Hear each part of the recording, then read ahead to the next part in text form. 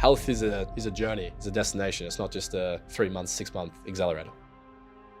You're someone who's very stressed, you're very wired, you're go. That has a massive correlation to premature ejaculation and erectile dysfunction. If you want to change the output, then you have to change the input, and the input's coming from. There's no point building wealth over 30, 40 years and then you aren't actually around to enjoy it. It's not a challenge or something you do for a little while, it's something you do for life. A man's performance comes down to what he fuels his body with. So if you don't have energy or you don't feel good, then look at your fuel. So in your business, cost of inaction is you're going to lose $200,000 this quarter, but you look at the cost of inaction of you not doing something for your health. What's that going to be? In your body, imagine you have one stress bucket and your bucket can't differentiate between where it's coming from. It just gets full. My rule is if it walks, used to swim, used to fly, grows out of the ground, consume it. If there's 1,000 ingredients on it and it's sitting on the shelf, probably don't consume it. I think it's a bullshit excuse that I don't have time and I can't prepare. It's like you can, you just choose not to. There are 8 things that are impacting your relationships, your wealth, your happiness, and your success in life. And the reality is these 8 things are so simple to change, yet most of us have no idea that they're breaking down in our world. Today, we had an amazing conversation about how you can actually optimize your physical health, your mental health, so that you can win in all these other areas of your life. So if you want to upgrade your capacity as a man, become an enhanced human who is an elite performer, you're gonna wanna listen to this thing right through. It gets better and better as we go along, and we finish with the simple strategies you can implement today to be optimized and win as a human. Dr. Daniel Kirkbride, you are a master of helping men with their performance, with enhancement, which is something we're going to cover off today. You've helped so many people, spoken on so many stages. Welcome to the podcast. How you feeling, brother? Thanks for having me, bro. Super excited, keen to dive in. Amazing. So for everyone listening at home, they've just watched the intro, but do you want to give us like a 60 to 120 second summary? What do you do and why should the audience listen today?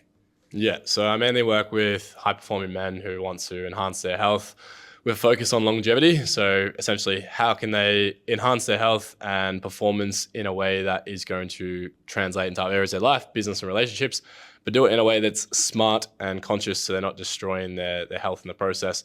And with, I guess, an angle of how can we not just get there quickly, but how can we maintain that for the next 10, 20, 30 years? Yeah, because a lot of guys, they just go all in, do these challenges, and then they just go back to their old ways. Yeah. Now, that word you use, destroying, like we destroy our health as men. Physically, mentally, emotionally, we're fucked, and we think that making money is enough. What are the common themes you see with men that the listener can relate to? Like, how do men typically destroy their health? What have you noticed? I mean, I always touch on that and say there's no point building wealth over 30, 40 years and then you aren't actually around to enjoy it, or you're around, but the quality of your life is not very good. So yeah, definitely a big thing we focus on. Look, there's a fair few ways they do it. I think a lot of it that I tend to focus on is more the silent things they're not even aware of. Like there's the obvious ones: alcohol, drugs, porn, overtraining is a big one as well, which is probably one that's more socially acceptable. Like a lot of guys where they're just driving themselves into the ground, but it's like this whole David Goggins mindset of just do more. And it's like, yeah, it's cool that you can, run a marathon every day, but is your goal health and longevity, or is it just to, kind of flex and look cool on social media? So I think that's something we tend to focus on. But for me, it's more about the internal stresses they're not aware of. So like gut health, I guess going into more what's happening internally in their body. So I just got off a podcast this morning and the guy was asking, what's something that tanks your testosterone? And I was saying, there's a number of things. It's thyroid function, it's cholesterol, it's gut health, it's hormones, it's neurotransmitters, it's, nutrient absorption. There's so many of these things that people don't consider. And through their lifestyle, like, poor eating, not sleeping enough, being hyper-focused on business and all these other areas, we're kind of neglecting our internal health, and your internal health is going to be the biggest thing that drives your external results in business, relationships, and life, essentially. So I always think when most guys come to me, they're wanting to change the output, which is they want better results in business, relationships, and health. If you want to change the output, then you have to change the input, and the input's coming from your internal physiology. Yep. But that's something that's, I guess, very personalized and a little bit more complicated. And that's where the blood testing, stool testing, DNA testing, those kind of things come in, where we can have a personalized approach and we're not just having this generic shotgun approach where most people are just doing 100 things, throwing stuff at the wall, hoping it sticks. Yeah. we want to choose one or two things, be a sniper, and make sure those things are specific to you, and we're moving the needle forward. Yeah, that's so powerful, because a lot of guys will hear what you said, thyroid health, gut health, sleep, all these other areas. And they're like, dude, I struggle to eat well and exercise. I'm grinding in the business. Yeah. And this is where so many men put it in the too hard bucket. Yeah. But you're probably very, very conscious of the fact that most men who want more in business and relationships are going to struggle to be consistent without that internal health. Yeah. So if there's a guy listening right now and he's busy, he's high performing, and he doesn't have that belief that he needs to go internal first, like how do you shift that belief for a man? How does he go, you know what, I'm going to focus on me internally? Yeah. I think this comes down to obviously tying it back to the why and understanding what their why is. Like a lot of guys don't, it's one of those things where it's not necessarily an area where there's a lot of problem awareness, or like there's problem awareness, but they can't link the problem to their health. They think it's obviously, to do with other areas. And if I just work harder, I just train harder, I just, go into a more of a calorie deficit, like it will take care of these things versus, a lot of the times it's not any of those things. It's all the stuff I talked about. So it's really just trying to connect the dots between, all right, well, that the problem's there, like your energy's bad, your focus is bad, your libido's bad, you're not performing the way you used to, you're burnt out. Like, how do we correlate that to what's happening? And then how do we essentially get buy-in for them to start the process? I guess something you touched on before, which was like put it in the too hard bucket. Would you agree? Are you a mechanic? No. So if I said to you, your chastity belt, or fuck, I don't even know much about cars. Your chastity belt, I'm pretty sure is what you put on so you can't have sex. But I know nothing about cars either, bro. So what's it called? Like a fan belt or something? I don't know. There you go. But this is a good example. You're Let's proving your own cut. point. No, you're proving your own point though. We don't know this shit. Yeah. So like the timing belt, maybe? Yeah. Anyway, someone said to you like, all right, the timing belt's fucked, and the oil's leaking and this and that. Like, you're gonna say too hard bucket, but then what are you gonna do? You're gonna hire a mechanic and an expert to fix it. Yeah. Same thing with your health. When I say all those things, one, I wouldn't say it to the actual client because they don't care, and two, it sounds overwhelming. Yeah. But essentially, like you need to hire an expert. Like most men who come to me, you're an expert at they're amazing at what they do. They're amazing at marketing, they're amazing at business, they're amazing at speaking, they're amazing at whatever they do. You're not an expert in health. Yeah. So, in any other area of your business, if you were like, I have a marketing problem, what are you gonna do? Hire a marketer. If you have a sales problem, you hire a salesperson. You've got to go and find the best person in the field. You hire them, you pay them to help you time travel from point A to point B. Yes. So I don't see, the biggest thing is like, well, how do we get that mindset shift around health? And a lot of it's around ego, where it's like, all right, well, I don't need to hire someone. Like, I know enough about health. I just got to train, just got to eat. How hard can it be? There's a reason people like me and practitioners have, studied for 10, 15 years.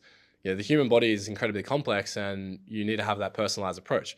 For sure, you can probably get some results on your own, but it's the same in business. You can probably get results on your own in business, but it's going to take you 5 years to get there and cost you a lot more money, time, and effort and pain mucking around in the process. So my advice to guys, if you want to be, if you want to have the most amount of impact in all areas of your life, it's all going to come from your health.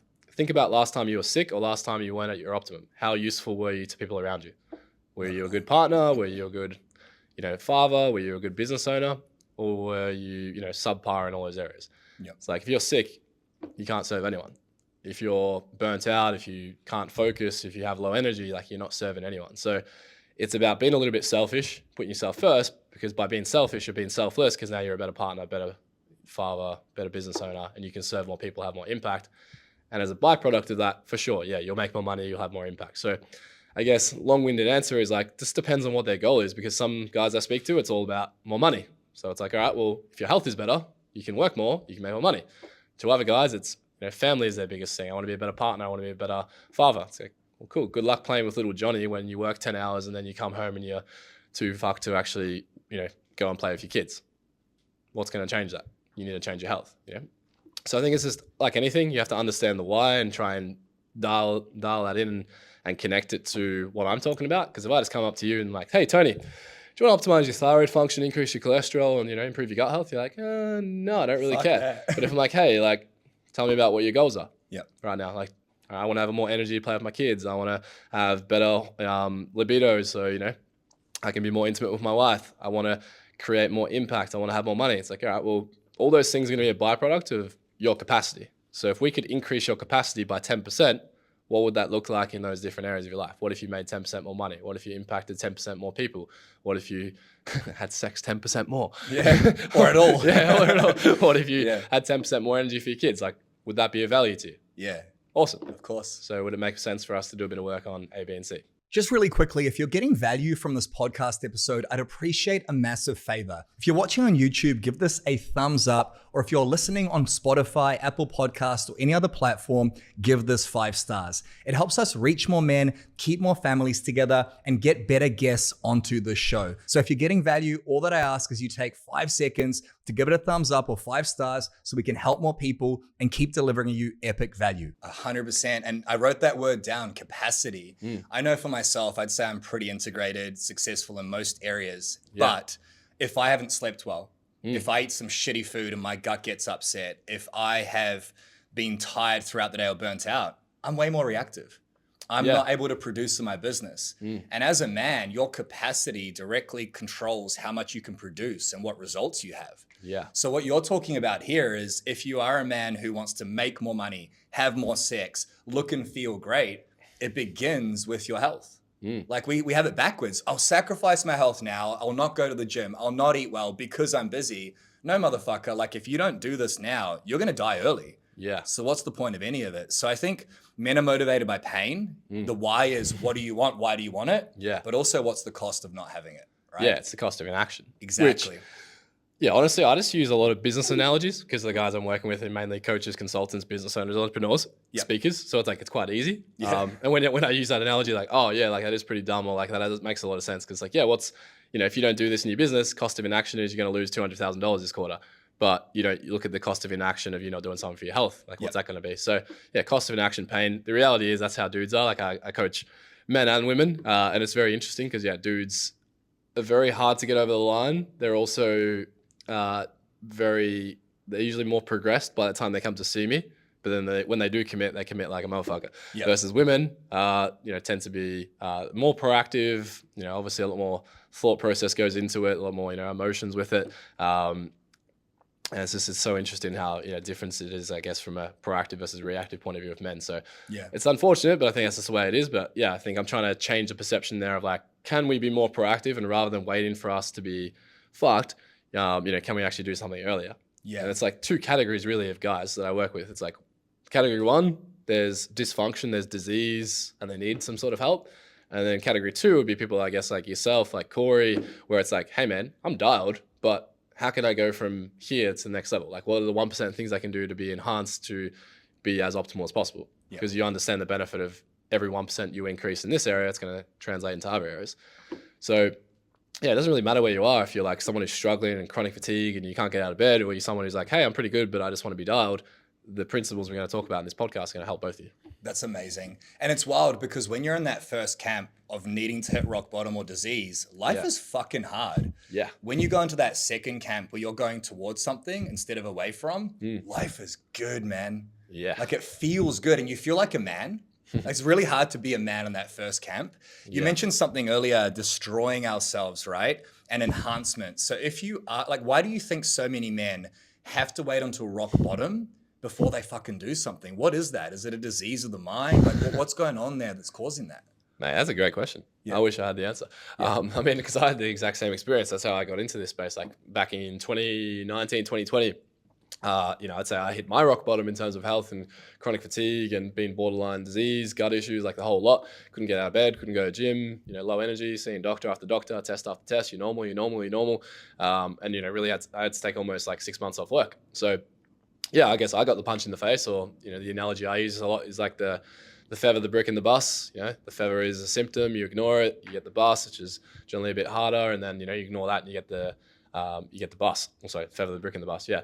So yeah, it'd be nice if we all paid attention to the feathers. I think it's just, I don't know. I think it's just a cultural thing. Hey, we're just, as men, you're told to just, get on with it, deal with it, and don't be a pussy. Yeah. So we usually just have these symptoms. We know what's going on. We're not stupid. We're aware that we feel the way we feel, but it's like, unless I'm dead and I can't wake up and work today, I'm going to keep doing the thing I'm doing until I physically can't do it. Versus I think with females, they tend to generally pay more attention to the feather or the brick and take action and be more proactive. Yeah, so I don't know why that is, but I think it's probably just more of a ingrained cultural thing. It's been around for so long that you just got to get on with it, and until there's something until you're literally incapacitated, just soldier on. Yeah, or listen to what you're hearing right now through your words and go, you know what, shit isn't enhanced. I'm not performing, and change, because your body will force you to change. Yeah. You know, like everyone knows someone who's had a heart attack. Everyone Yeah. knows someone who's killed themselves. These things are real. And we sort of think as men, oh, I won't get divorced. I won't have a heart attack. Yeah. It will happen. It might not happen now. It might not happen in a year. But if you continue down this path, what is that cost of inaction you talked about, right? Yeah. So let's talk about enhancement and longevity, because that sounds like an epic topic. Yeah. You're building a business. You're trying to be successful, but you know something's not right with your energy, your mood, your relationships. Where does someone begin? I know it's personalized, but where does someone begin to enhance? That's a really powerful word. Like, how do you do that? Yeah. Well, I think there's eight areas I focus on with people when they first come to see me. Sleep, stress management, or nervous system regulation. They're the two key things. Nutrition, hydration, movement, digestion, detoxification, and immunity. So like they're the 8 key areas that we want to enhance. And those things, there's so many things you can do that are free that you can obviously do just to start. The key thing is though, most people when they come to see me, it's like they're already doing those things. If they were, you know, like most of that stuff's free. They've heard it on a human podcast, go sleep, get some sunlight. If you're not doing those things, obviously you want to start there. The second level of that is, like, I'm happy to go into those more if you want to. Let's do a high level, and then I do want to dive into them, because there's a lot of people who hear hydration. It's like, what does that mean, right? So we've got those 8 things, and what's the second level of it? And the second level would be a blood test. Okay. Yeah. So yeah, for sure, personalized protocols are going to be needed for people. Everyone's at different where they're at. So I always say you're going to treat the person. You don't treat the disease or the dysfunction. So like you could have, and like my background was more with functional medicine. I used to work with, like, before I got into sort of enhancement and optimization in the last 12, 18 months, a lot of my clients, majority of my clients were like autoimmune disease, chronic disease, dysfunction, where it was very much the first category. It's like where, you've left it too long, you now have a problem, and, we're not trying to enhance anything. We're just trying to get you to get out of bed. But with those people, essentially, you could have 2 different people at the exact same disease. Let's say a common one I used to see was Hashimoto's, which is a low thyroid or hypothyroidism. You could have 2 different people that had the exact same disease on paper, diagnostics, and have completely different reasons of why they got to that point. It's the same as, like, you could have a bicep strain and I could have a bicep strain, but we could have 2 different reasons of why it's caused. Maybe your program was too much volume, not enough recovery. Maybe mine was bad technique in the gym. So if we both came to a practitioner and said, I got a bicep strain, and there was no further assessment, and I didn't actually pay attention to you, ask you the right questions, do the right testing, I could give you both the same intervention. You would get better, maybe I won't get better, because we're treating the wrong problem. Yeah. So that's where blood testing is one piece of the puzzle. I kind of say, like, blood testing is a third of the piece of the puzzle. The other third is obviously asking the right questions and doing a proper in-depth consultation, asking the right questions, medical history, training history, nutrition, etc.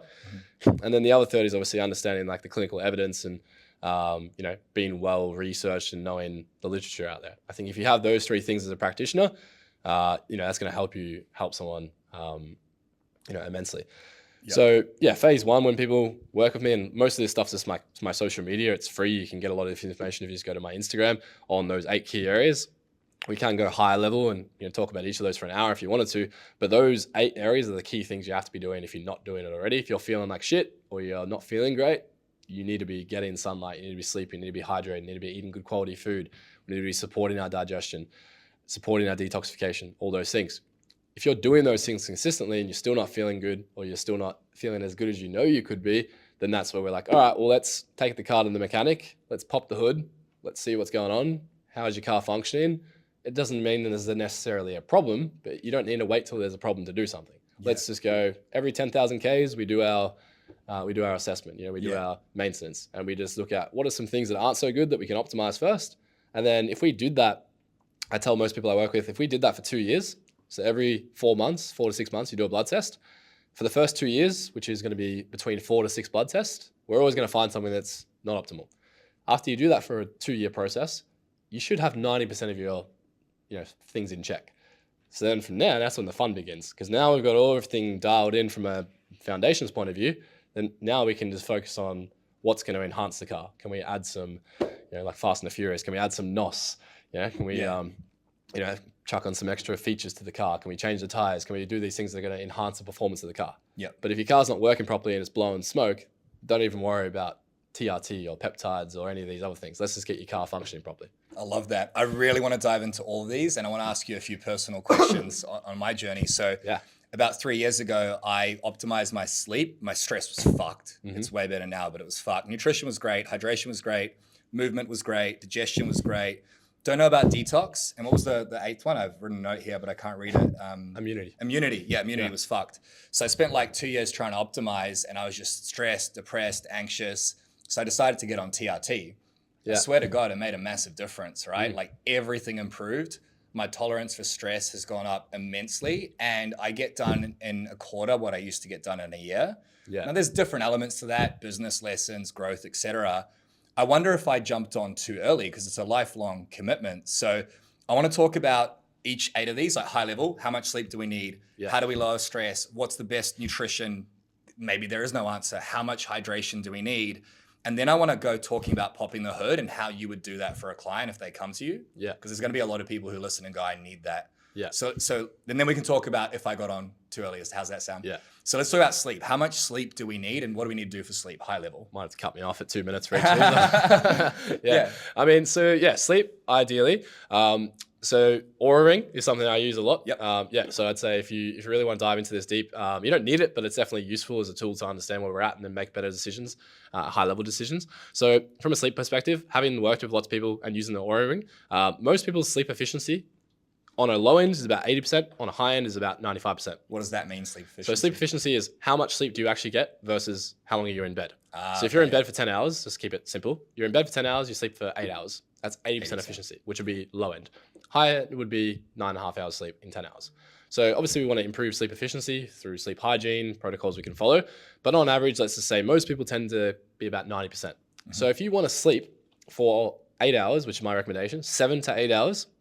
Now, your sleep demand is going to depend on your stress demand and your capacity. So if you are pushing shit uphill, if you're going hard in business, if you're training 6 days a week, like the more your stress is, even if it's good stress, the higher the demand for recovery. This is a principle of, strength training, principle of physiology. Higher the stress, the higher the demand for recovery. So if we have higher stress periods in our life, I'm pushing 8 hours, potentially even 9 hours of sleep. If I have lower stress or I'm better adapted, we can probably get away with being on the 7 hours. 6 would be bare minimum, but 6 is like, you've probably been dialed in for a while and you can get away with it and your efficiency is really good. Okay, so anywhere from 7 to 9 is the general recommendation, but you got to factor in efficiency. So most people go, okay, I'm going to be in bed for 8 hours. If you're in bed for 8 hours and you're 80% efficiency, no wonder you still feel tired and still feel shit because you're probably only getting 6.5 hours sleep. Wow. So that's point number one. What's most important is quality of sleep. So there's 3 types of sleep. There's light sleep, deep sleep, REM sleep. On average, you want to be having at least 15 to 25% of your sleep comes from deep and REM. So on average, if we do the math on that, it works out to be about an hour and a half minimum of REM and deep. This is where you can get a little bit technical and go, well, hey, if your efficiency is really good, if your hygiene is really good, maybe you can get away with 6 hours of sleep if you can be really efficient and get 1.5 of both. I'm just pulling up mine because I want to see where I'm sitting. So last night, 7 hours, 24 minutes of total sleep on the Aura Ring. Anyone listening at home, OURA. So 7 hours, 24 minutes of total sleep. I was in bed for 8 hours, 42, sleep efficiency 85%. REM, 1 hour, 48 minutes. Deep, 128. Now that's a great night for me. This is what it's like normally. So you can get 38 minutes of deep sleep, 10%. Right. And my deep sleep I struggle to get it above an hour and a half. So there's a lot of high performers who would go through that, right? Is that just high stress? What's causing that? It's a lot of things, Fucking rabbit hole. A whole podcast of sleep. So I'll cut you off, but basically we have deep sleep, REM sleep, and light sleep, right? 90% efficiency is what we're shooting for, 7 to 9 hours. That's 7 to 9 hours, 90% efficiency. Ideally, a minimum hour of deep and REM, but an hour and a half would be making you feel that's pretty good. Yeah. All right. Fuck yeah. Sometimes I get that like once a week. So, and what happens to you if you are a high performer, like you feel like you're crushing it, things are pretty aligned, but you're around that hour mark? What are the hidden dangers behind that? So 2 main things. Deep sleep is mainly where physiological repair happens. So think like soft tissue repair, tendons, muscles, connective tissue, obviously brain as well. And then REM sleep is where you have neurological repair. So neurological repair is probably REM sleep is probably the most important, I'd say, from a business owner perspective. Obviously, you still want to be jacked and healthy and strong and not in a catabolic state. So like deep is important. But I guess if your sole focus is like I want to be as dialed in as possible, like cognitive function, focus, memory, attention, etc., that's where REM sleep is worth its weight in gold. So if you notice a decrease in REM sleep, you're generally going to notice you might be forgetful, you might be ADHD. You're not actually, you just got poor brain function, you're recovering poorly. If you had low deep sleep, you might notice that you feel sore more than, I'm sore for 36 hours rather than 24 hours when I train. My capacity to train as frequently or as hard is low. My recovery's feeling poor. My DOMs are really bad. I'm struggling to build muscle. Those types of things are going to happen. But also, even outside of the musculoskeletal system, you got to remember, muscle is not just skeletal. You've got smooth muscle. So smooth muscle is muscle that surrounds our visceral organs that we don't have contractile capacity over. So in English, can you tense your bicep for me? Sure. I've been waiting for that all morning there. Amazing. Skeletal muscle. You can voluntarily control it. This one's better. No, double front. Can you contract your small intestine for me? No. Exactly. Yeah. Smooth muscle. So if you have consistently less deep sleep, I see this all the time, people have gut issues, bit of a tangent, but your gut, it consists of smooth muscle, which consists of collagen type of protein. If you have consistent low deep sleep, you're not going to be able to recover as effectively in terms of physical repair to smooth muscle in your body. Yeah. So if you're someone who has a gut issue or you don't have optimal, health in any of those areas, that could be a big reason why you're not recovering as well. Because then during that period of sleep is where your body does physical repair. Yeah. So in a nutshell, physical repair is deep sleep, neurological repair is REM sleep. Both are important for different reasons. Yep. But I guess if you were looking at it as in like, what could you expect? If you saw that was low, you're probably not going to be cognitively enhanced. If this was low, you're probably not going to be physically enhanced. Okay. So high level, if someone's listening right now, they wake up feeling tired even after 9 hours sleep, they struggle to focus, their brain doesn't feel like it's recovering, brain fog, or they're struggling to recover physically. You got to, 1, track your sleep. 2, aim for 7 to 9 hours, but efficiency wise, 90%, correct? All right. So then that moves to stress. You and I both know stress destroys sleep. Like, I don't know about you. Sometimes I still wake up at night thinking about things. My brain's constantly going. I meditate, I journal, it still happens. So let's talk about high level stress now. There's different types of stress. What can somebody aim for with their stress to optimize that? Yeah. So I kind of think of stress as like, there's 2 different types of stress. There's external and there's internal. And then within that, there's like 8 different areas. So like external stress, anything that you don't have conscious control over. Yeah. You can't control other people. You can't control your business to a degree. Like those are the types of stresses: business, relationships, financial, those kind of things. Yeah. You can't really control those things. You can just control how you react to them, and you can increase your tolerance and capacity. So you definitely should be doing things to increase your tolerance and capacity. And that's, breath work, it's journaling, it's meditation, it's ice baths in some situations for people where it makes sense. For some people, it doesn't. Saunas, training, these are all things that deliberately, build your stress muscle. What I tend to focus more on is the internal stresses, because these are things you have conscious control over. Most people aren't even aware of them. And if we had to use a number metaphorically of like percentages of contribution, I'd say it's like 20% of this and 80% of this, but people just don't, but people will spend 80% of their attention here and 20% of their attention there. So when I say internal stresses, I'm talking chemical.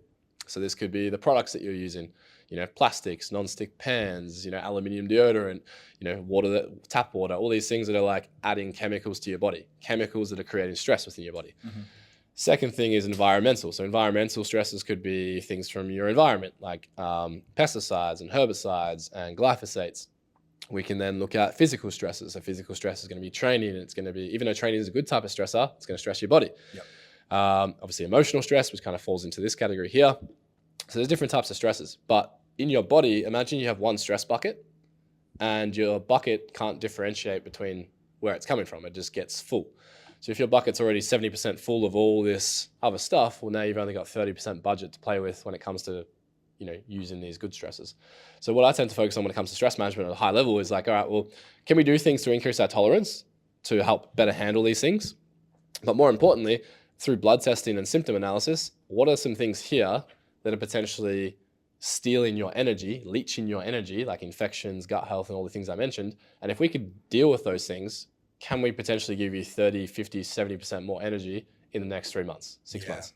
Because that's going to have a massive effect pushing the needle forward rather than you just journaling and meditating. Yeah, for sure. Not taking anything away from those things. They're great. But, you can only meditate so much and journal so much and breathe so much if you've got SIBO, an infection, low thyroid, low cholesterol, you're drinking tap water every day, you're cooking in plastic, you're all these things that are just endocrine disrupting and hormone disrupting and creating inflammation in the body. You're fighting your physiology. It's like, I'm doing everything right. I'm meditating and journaling. Why do I feel like shit? Well, what's under the hood, right? Okay, so there's a lot to unpack with stress. High level nutrition. Is there a perfect diet? I mean, I eat pretty carnivore based, just real food, potatoes, meat. I feel great. Yep. That's been going on for 2 years now. I used to eat a lot more carbs, a lot more processed foods, felt like shit, pretty obvious. What would you recommend for the average person when it comes to fuel? Yeah, definitely personalization is needed because different people will have different preferences and do better on different types of meals. Ethnicity is a big thing. If you're from Asian descent, you're going to have a lot more amylase, type of enzyme that breaks down carbohydrates. No wonder they can smash so much rice. And my wife's Korean. She just eats rice yeah. all day, every day. So like there is, versus if you're like Celtic culture, like Scotland, Ireland, UK, it's like you're generally going to do better on like higher meat, but you're not going to do so well on, rice and carbohydrates. So it's like there is some sort of ethnicity stuff. I forget the name of the book. It's Weston A. Price is the author. Is it the China study? No. Potentially. I forget the name of the book, but I'll get it and I'll put it in the show notes. But Weston A. Price wrote a really great book on it. But yeah, I guess coming back to a high level is there is personalization. If to give broad feedback on a podcast, my advice to people is whole food based diet, number one. So removing anything inflammatory, anything synthetic, anything that was built in a lab, anything you buy off a shelf. My rule is if it walks, well, not anymore, but if it used to walk, used to swim, used to fly, breathe, grows out of the dirt, grows out of the ground, consume it. Okay. If it doesn't, if it's built in a lab, if it's synthetic, if there's 1,000 ingredients on it, if you buy it in the middle aisles at Coles and Woolworths, if it's a pre-packaged meal you have to reheat 6 times and it's sitting on the shelf, probably don't consume it. I think you don't have to be a genius to do that. This is trying to consume as much raw ingredients as possible is a good start. In terms of the different types of diets, obviously there's a big thing for animal-based and carnivores getting really popular. And then there's also like obviously the vegan, plant-based world. I think both of them have benefits. You get lots of things called phytonutrients from plants, and then you also get lots of obviously amino acids and proteins and fats from animal-based foods. Neither of them is better. Put them together and you've got magic. So really what we should be doing, animal-based diet, so meat, fish, eggs, dairy, obviously if you can handle those things, and then couple that with fresh fruit, vegetables that are in season, particularly low FODMAP-based fruits, things like blueberries, natural sugars like honey, root vegetables like taro and sweet potato, great options. Cruciferous vegetables, which help with detoxification, so like broccoli and anything dark leafy green. Put those two things together, there's your best diet. Now, obviously, specifically, some people can't handle leafy greens, some people can't handle dairy. So that's where the dysfunctions come in. So I'm giving you feedback based off your microbiome, your gut health is perfect, there's no dysfunction, there's no food intolerances.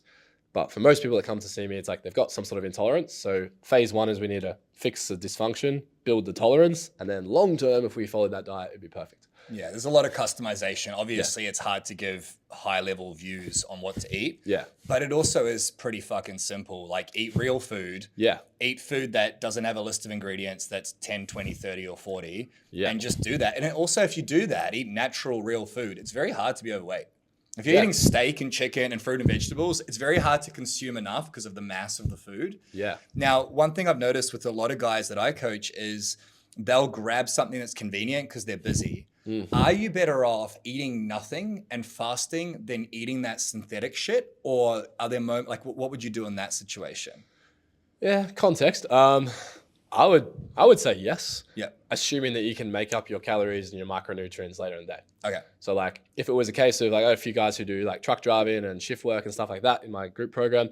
And yeah, like they'll, have long periods in the day where it's like, I think the bigger problem is organization and planning. I think it's a bullshit excuse that I don't have time and I, can't prepare. It's like you just choose not to. So the first thing is to take ownership and then change it. But if you can't, for whatever reason, or you choose not to, then yeah, maybe the easier option is cool from, 6 a.m. till 4 p.m.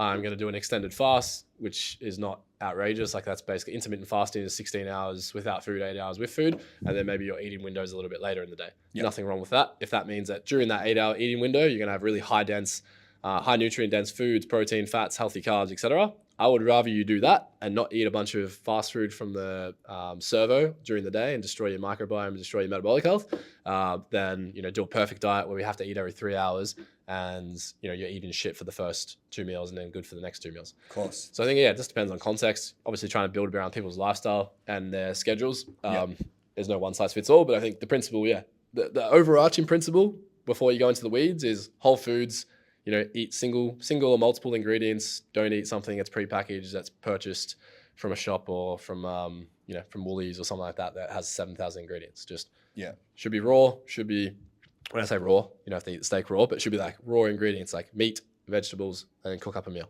Yeah, it's not rocket science. Like a man's performance comes down to what he fuels his body with. Yeah. So if you don't have energy or you don't feel good, then look at your fuel and prioritize making the meals, prioritize putting the right food in your body. And guess what? Things get better. Yeah. Right? So And what about... Oh, did you have I was just saying, like, the interesting thing too, I was just on holiday in Japan. Japan's sick, but out of routine, obviously trying to do the best I could while I was away. But one thing I always notice when I go away on holidays, or like, especially when I visit Melbourne, I'm from Melbourne originally, and I'm out of routine. I'm staying at my parents' house. My parents aren't like the healthiest people. Slowly brainwashing them. Went last time, my mum had the Celtic salt in the filtered water, and she's thrown the margarine out, and she's got the butter. It's great. But when I go down there, I might not eat the most nutrient-dense food sometimes when I'm at my parents. And I notice if I eat at 8 a.m. and I have whatever food I eat at my parents' house, I'm hungry again 3 hours later. Whereas I'm in Gold Coast and I start my day with meat or fatty fish, eggs, avocado, something really nutrient-dense, I don't even think about food almost until like 4 or 5 p.m. So it's like what you were saying before about it's hard to get fat and it's hard to overconsume. It's like when you eat actual nutrient dense foods and your cells get the nutrients they need, you don't feel hungry and you'll perform a lot better. You won't feel hungry and your performance goes through the roof. Versus you eat something that's, you start your day with a bowl of cornflakes or a piece of toast or a bagel or, coffee or something like that. It's like, yeah, you're going to eat that. And then 2 or 3 hours later, like, oh, I'm hungry again. I need a snack. It's like, I'm going on a tangent here, but I guess a big question I get is like, is snacking bad? Is snacking good? It's like, if you need to snack, it's a symptom. The symptom from snacking is that you have a bigger problem. The root cause is that you're not eating enough nutrient dense meals. Because if you eat 2 to 3 meals a day, but they're really packed with nutrients, you wouldn't even think about food. You wouldn't need a snack. Yeah. So I think, the principle there is like having anywhere from 2 to 4 meals a day that are really nutrient dense. And that's going to remove the snacking, it's going to remove the cravings, which is then going to improve your body composition as a byproduct because you're not over consuming calories. You probably start dropping weight. You'll probably look better as a byproduct. You feel good as well. Yeah, and you'll also perform cognitively a lot better. If you're getting value from this podcast episode and you want to learn how you can have a better relationship, a better marriage, you can be a better father, husband, the man you know your family deserves, then it's very fucking hard to do that just by listening and getting fed information. Sure, this is valuable, but what's much more valuable is having a custom roadmap and a custom plan. And that's exactly what we do here at The Empowered Man. So if you want to learn how to fix your marriage, reconnect with your children, and find work-life balance, then that's exactly what we want to help you with. We'll help you make more money, working less hours, have that life you deserve by becoming unfuckwithable. Just tap the link down below in the description and go and book a coaching session with my Empowered Man team. On that session, we'll build your custom Empowered Man roadmap to fix your marriage, reconnect with your children, find work-life balance, and have the life you deserve. Click the link down below right now. Yeah. All of this stuff comes down to this idea of just prioritizing your health and doing the right things in the right order over and over again. So many men have made it normal to have no energy, to not sleep well, to eat shit food. So then to ask them to change it, it's like, well, that's different, that's new. But why does it have to be normal to eat shit food and sleep poorly? I'm sure it's the same with hydration, right? So you've covered off 3 of these. We'll smash through the next 5. What is the simple rule for hydration? We used to do like half, it was 50 mils per kilo of body weight. Is there a specific rule? Do you use salts? Like what does someone do there? Yeah, that's pretty, like I've heard that one before. The general recommendation is between 35 to 45 mil per kilo body weight. Yep. 50 is definitely not a bad thing. You'd rather have too much than too little, but 35 to 45 is probably more realistic for most people. So how much do you weigh? 93 kilos. Yeah, let's call it 90. So, I mean, if you weigh 90 and we go middle range, so 35 to 45, we go 40 mil per kilo body weight and you're 90 kilos, that's 3.6 liters a day. Yeah, it's pretty doable. Yeah, so that's doable. If you go 50, it's like, all right, now you're pushing like 4.5 liters. And you're pissing a lot. Yeah, you're pissing a lot. So, but it's not about like more is not better, quality is better. So there's 3 things we want to look at when it comes to water. Number 1, filtration. Is it filtered properly? The only way you can get proper filtered water is a process called reverse osmosis. Anything else on the market that costs you $5,000 is probably not that great. Like Kangen water, don't touch? Kangen is a water ionizer. Okay. Not a water filter. Okay. Big thing there. So interestingly enough, Kangen is from Japan. Yeah. I just came back from Japan. The tap water in Japan tastes better than my filtered water, reverse osmosis in Australia. Wow. Yeah, it's crazy. Like their water is wild. So I have a lot of guys, like I know a lot of people that do Kangen, no issues with it at all. But what the one issue I do have with it is a lot of them position it as a filter and not an ionizer. So there's 3 stages of water. Step 1, filtration, where we take out all the bad stuff. Now, reverse osmosis is basically a filtration process where it removes up to 99.9% of the impurities. So we're talking heavy metals, fluoride, pesticides, herbicides, anything nasty in the water. Okay, so that's step 1. But at the same time, because the micron size is so small, so imagine like a fishnet, but the fishnet it's like really, really tiny hole, so nothing can get through essentially. So the good thing is it takes out all the bad stuff, but at the same time, it takes out all the good stuff. So the magnesium, the sodium, the potassium. So the second phase, which is the most important, this is where a lot of people are dehydrated, is we need to add the minerals back in. So the minerals, magnesium, sodium, potassium, phosphorus, like trace minerals. So you can do this with Celtic salts, a good hydration supplement. So there's a hydration supplement called Bare Mineral Hydration from a company called Fifth Element Wellness. There's also another one called Replenish. I believe they're in the Gold Coast. So you can add minerals back in manually, but if you have a good machine or filter, it should do both. So it should take out all the bad stuff. Step 1, filtration. Step 2, it should then remineralize the water. And then step 3 is kind of like a bonus. And this is where Kangen comes in, which is ionization. So this is the whole philosophy of hydrogen water, which you've probably heard of, where they add hydrogen ions, which changes the structure of the water. And it has been shown to reduce inflammation and have lots of beneficial health benefits. But it's kind of like the cherry on top. So like the way I look at it is if your water is still full of a bunch of chemicals / lacks minerals, doesn't make sense to then ionize it. Like you're kind of putting makeup on a pig. And if I'm spending $5,000 on a machine, I want it to do A, B, and C. So it's no, probably going to cop some DMs for this, but that's okay. So it's nothing against it. It's more just we want to make sure the water's filtered. So Kangen does have this thing called a pre-filter that you can buy, I believe, where it like has a reverse osmosis filter. If you did that, perfect. Get all the bad stuff out and then mineralize and hydrogenize the water. Yeah. So yeah, I guess in a nutshell, at a high level, to keep things simple for people to take away, get a reverse osmosis filter that does mineralization. There's a company in Gold Coast called Pure Flow Water. They have a benchtop or an under the sink filter you can buy, or if you're in Gold Coast, they do delivery of bottles. If you don't have access to that or it's too expensive, you can buy this water brand called Pure U. It's in most Woolies and Coles. That water is reverse osmosis, but it's not mineralized. Okay. Now, drinking water that's unmineralized is actually really bad for you because in order for the water to get into your cell, you need to have those minerals to create a transport mechanism. So let's say this is a red blood cell, water's coming along. It's like water can't actually get into your red blood cell unless it has this gradient of sodium potassium. So that's where having the minerals is essential. So if you're going to buy that Pure U brand, we would then want to add one of those supplements I mentioned, like a Bare Mineral Hydration, a Celtic salt, fresh lemon, fresh lime, something like that, so that we have mineralization of the water. Having low hydration associated with obviously lower cognitive function. If you're dehydrated, it's going to reduce your cognitive function by up to 20 to 30%. Can decrease your sleep as well, especially deep sleep, REM sleep.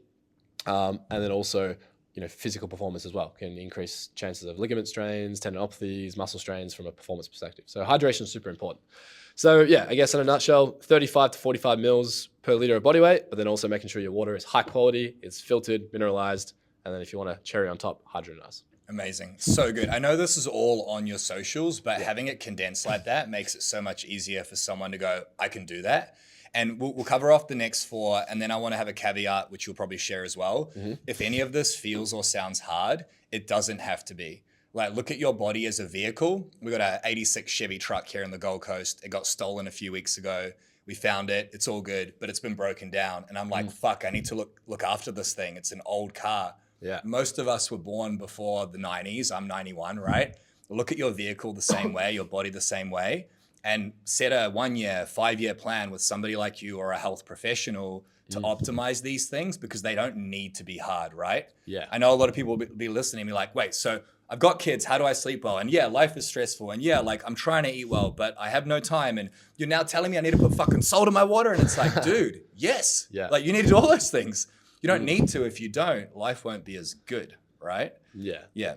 It's not a need to, it's a choose to. It's a choice. But also keep in mind, everything we're going through, we're obviously going a little bit into the weeds. And we're going fast as well. Yeah, we're going fast, we're going in the weeds. Yeah. When I coach people or when they work in my group program, it's like we have a module on each of these areas where it's like a video, a cheat sheet, and it's like, here are the 10% of the 10% of the 10% you need to be doing. Yeah. And it's just application. Obviously, if you want to learn more, watch the video. But if not, it's like, just here are the things to do, ABC. And also, you'd implement one of these things every fortnight. First fortnight, we're going to focus on sleep. Next fortnight, we're going to focus on this. So obviously, take what you want from this podcast, but you don't have to, go and change 30 things after this podcast and freak yourself out. Because ironically, if we do that, we increase stress, and then we're trying to decrease stress. And then we don't stay consistent. We fail. And what do men do when they fail? They go, it didn't fucking work. Yeah, exactly. I love your approach. It's long-term. Movement, do we need to spend too much time on that? I mean, I feel like it's pretty obvious. Move your body, make sure you have good posture, make sure you're strong, fit, and healthy. Like, is there anything else that we need to talk about there with the movement side of things? Yeah, I'd say a few principles, quick one on it. Like, obviously, a lot of like two categories. There's movement and there's training. Movement, move your body in as many ways as you can, as often as you can, and do something you enjoy that you're going to stick to. Simple. Yeah. From a guidelines point of view, I guess, like from a cardiovascular health, we should be doing at least 150 minutes minimum of zone 2 cardiovascular activity per week. That could be whatever you enjoy. So what's the zone 2? So zone 2, in terms of heart rates, is like zone 1, 2, 3, 4, 5. Zone 5 is max effort. Zone 3 and 4 are kind of like higher effort. Zone 1's like you and me talking right now. Zone 2 would be like maybe walking on a treadmill, or maybe going for a very, very light jog, something that's low activity. So if we had a heart rate monitor, if you want to get into the weeds, generally it's about 55 to 65% heart rate, or on average about 120 to 135 beats per minute. Okay. So it's like low intensity where you're working, you're hard enough, but you're not like going for a run where you're dying. Yeah. So doing that kind of low intensity activity can have a lot of benefits to cardiovascular health, lymphatic health, which is our immune system, detoxification, mental health, endorphins, but then also weight management as well for a lot of people, metabolic health. If most people just did 150 minutes of cardio a week, they'd probably be a lot more shredded. It's like one thing the bodybuilders got good with the bro science is like doing the stepper at the end of every session for 15, 20 minutes. That's like zone 2 prime example. Yep. And if they do that 20 minutes, 6 days a week, there's your 2 hours, which is 120 minutes of zone 2. And then also they lift weights and they manage their nutrition. So that's movement, but movement could be tennis, it could be netball, it could be surfing, it could be like, it's not specific. There's no specific goal, therefore it's very general. Training, on the other hand, is very specific. I want to build muscle, that's hypertrophy. I want to build strength, that's neuromuscular development. I want to improve flexibility, I want to do high rocks, whatever it is. When it comes to training, there's definitely optimization there. There's 2 categories I look at there quickly. Category 1, if you have disease dysfunction, we want to focus on resistance training and minimize overtraining. So things I would avoid if you're someone that's like chronic fatigue, gut issues, those kind of things. Avoid HIIT training, avoid high intensity. It's like high intensity intervals, boot camps, that kind of training. CrossFit, high rocks. CrossFit, high rocks, like the worst thing you can do. Look, a lot of people come to me and they're doing those things. I'm like, we can't do that for the next 3 months. Yeah. But I tell them straight up, like, because it's not going to work, and that's a bad review for me, and it's a bad experience for you. So do we do it this way? If not, all good. Yeah. The idea long term is to be a beast, do CrossFit, do high rocks. It's like they're 2 of the hardest, most respected things out there. But right now, it's like your body's in chaos and very catabolic. The last thing it needs is more catabolic stimulus. Yep. So right now, 3 days a week, weight training, low rep ranges, high rest periods, low volume, high intensity. We're trying to be very anabolic with our approach. Versus, I guess, when someone's more enhanced, let's say they're 6, 12 months down the track and now everything's dialed in, and their goal is I want to be as jacked as possible, increase my testosterone, I want to be as enhanced as possible. 4 days a week of weight training, lifting heavy, again, very anabolic style training. 2 days a week of sprint training or hills. Now, it doesn't have to be long. It could be 6 to 10 second sprints for 3 to 5 reps twice a week. Not very long at all. If you did that and had your nutrition dialed in, your sleep dialed in, your testosterone would be through the roof, your physique would be elite, everything would be dialed. Amazing. It's less is more when it comes to training. A lot of people I speak to, especially business owners and males, you're doing way too much and you're trying to train like you were 20 when now you're 40. Yeah. And I notice a lot of men, they are either in 1 or 2 camps. It's training is who I am. Mm-hmm. You started off as a personal trainer, became an osteopath, doctor, right? Like you've gone through is that accurate, right? Yeah. The journey. Yeah. So like for you, training is just something you are. It's not something you do. You wake up and you just go and train. Yeah. I'm in the same boat. I was a personal trainer. I get up at 4:30. I go to CrossFit 5 days a week. I love it. I don't even think I don't want to go today. It happens. Yeah. But then the other camp is men who just cannot stay consistent.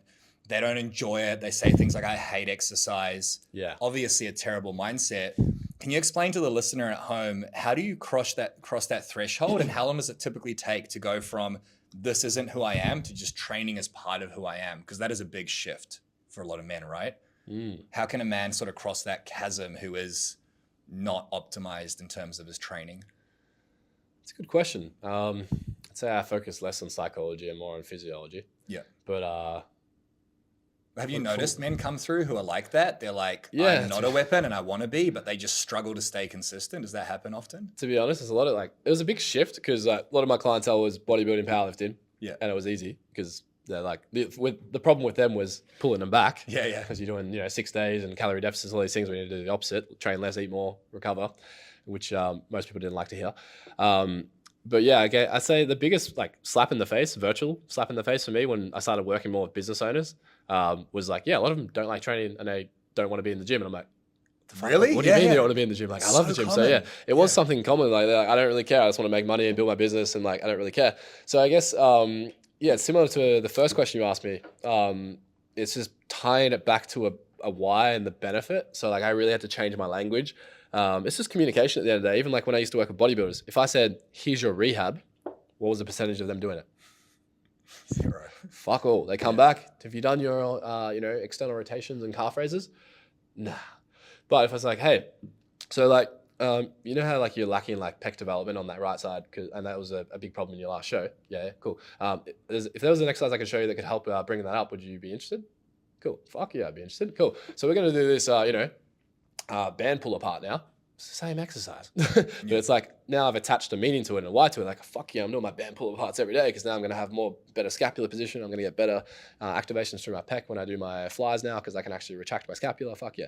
So get into the weeds of biomechanics, but I love that stuff. So, but like, it's just communication of, all right, well now I've explained it and prefaced it and I've given you the why before the what, you're more likely to do it. Yeah. So a principle that Morgan taught me actually, shout out to Morgan Nelson, is why, what, and how. Versus what I used to focus on, what a lot of coaches and practitioners focus on is the what first. Here's the thing you're gonna do. If you do that, most people don't pay attention, they don't give a fuck. Versus now, if it's like, explain the why, which we just did, now you've got buy-in, the person actually cares about the what, and now it's just a matter of how do we do it.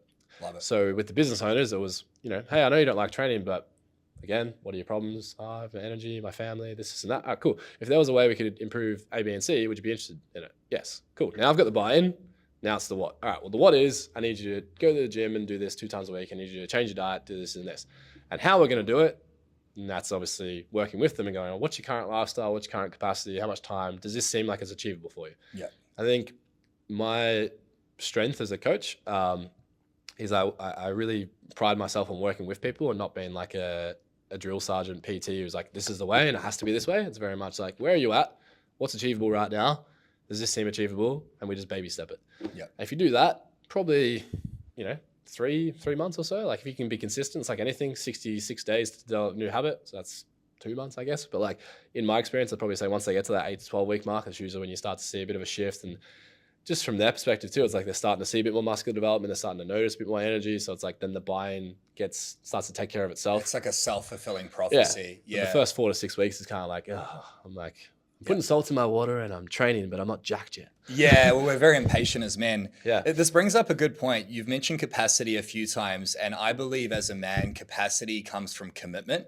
Yeah. This whole thing, 66 days to create a habit, 90 days, it's like, it can happen in a day if you commit. Yeah. But I also understand why so many successful men don't commit because of their stories. Like, I don't have the time.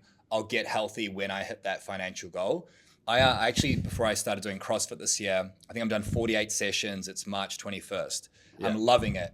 But for 6 months, I was burnt out and tired. And my story was, I don't have the energy to work out. It's what a lot of men believe.